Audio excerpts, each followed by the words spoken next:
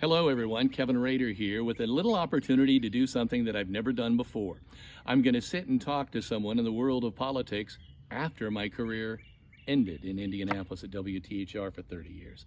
But I just felt it was time to do it, and the reason is I wanted to talk to Kellie Streeter. Kellie, welcome.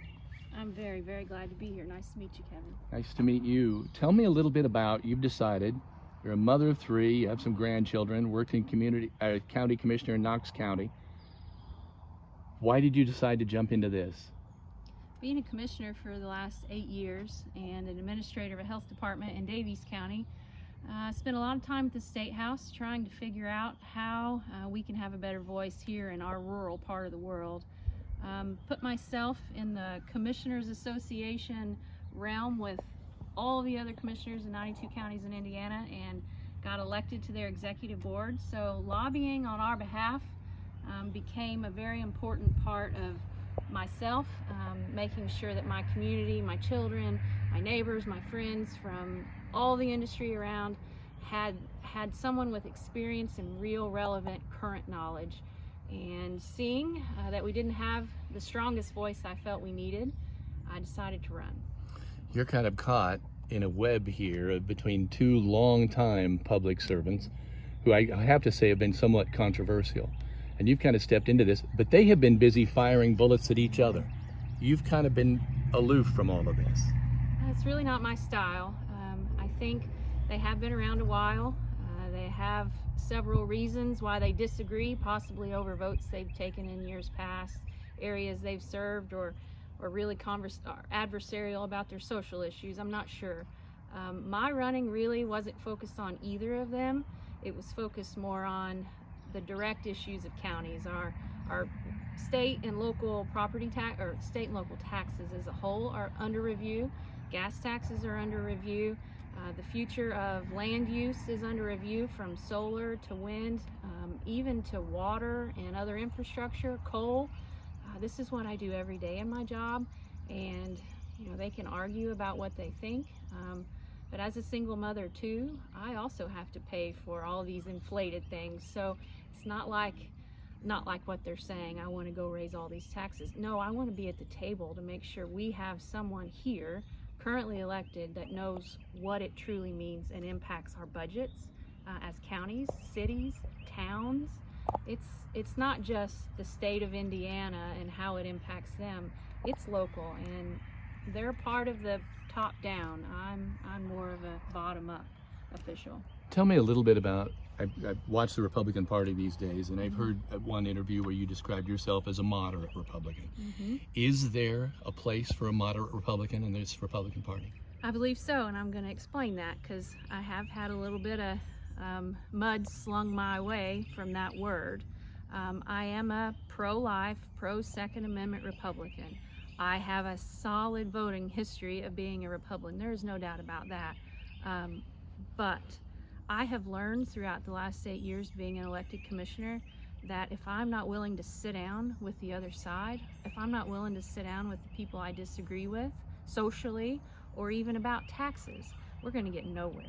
I've worked with Democrat mayors, Democrat councils.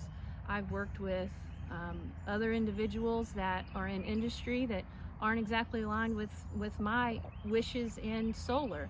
And we have made tough decisions to protect our community, to protect our land rights. And at the end, if we still disagree, I'm still going to be a firm conservative. I'm not going to change who I am at the core, which is a Republican. So when I use the word moderate, and it's been twisted, it's because I am going to sit down. I'm not going to use the rhetoric. I'm not going to try and argue and fight, but I am going to stand firm. When you travel District 45, what are you hearing? I'm hearing that every unsolicited, once I introduce myself, people are ready for someone different. Someone that they know is going to actually speak up and understand what's going on here currently, especially in our schools. I have a 4th grader and a 7th grader, and once people hear that, they understand that I'm in the know of what's really in need in our schools. On the other side of that, they're ready for someone that doesn't sling mud. I hear that a lot too. So There's still some question out there of residency for one of the candidates. I hear that a lot. Half the people I talk to have heard my name, have heard over the years of my service.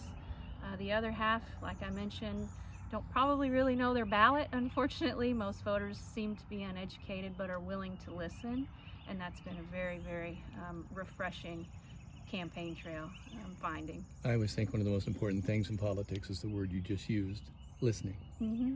Are you finding that? I am. If you look at some of my campaign material, that's the kind of elected official I've been. I've been a bit too accessible, really, to my detriment. People come to my house, and usually my text messages and my voicemail is full, and I apologize for that. But I've learned to be successful.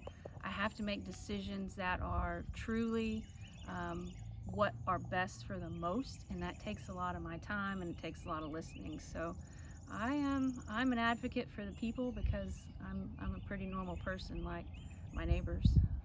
What if somebody says, this is kind of a tough question, somebody says, well, she's probably running this time just to get her name out and she'll run again in 2 years, which, as you know, is kind of the political world. You've got to get your name out there and get people used to you so they know who you are. Mm-hmm. You're exactly right. This is a big district. If you look across the state of Indiana, this is one of the largest ones. I mean, it goes from I-69 to the Illinois line and encompasses 5 counties and pieces of it. So I don't have that name ID that those other 2 state reps have. And I do in Knox County. I have quite a bit in Sullivan County. But to get out there, I have had to raise some funds. And if you look grassroots, the farmers have embraced, and my locals have embraced my being a state rep. So it's definitely going to be a challenge for me to get my name ID, but in 2 years, hopefully once I'm elected, that won't be such a concern. Last question. What do you want the voters to think about when they go into the polls to vote? I want the voters to think about how I am currently representing people in Knox County and Daviess County, and I've dedicated the last 20 years of my life to the service of the people in my community.